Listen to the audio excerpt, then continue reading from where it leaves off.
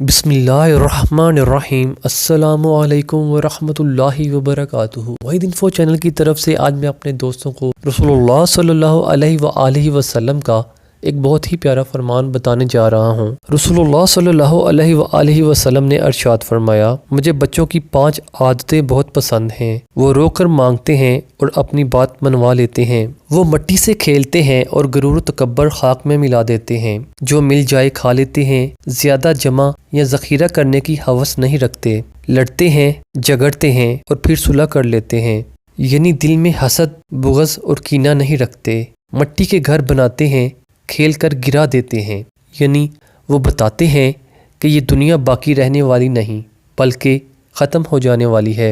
आप दोस्तों ने इस हदीस को आगे ज़रूर शेयर करना है, क्योंकि अच्छी बात बताना सदका जारिया है। आप दोस्तों से गुजारिश भी है कि आप इस चैनल को सब्सक्राइब भी कर लीजिए। अस्सलामु अलैकुम वरहमतुल्लाहि वबरकातुहू।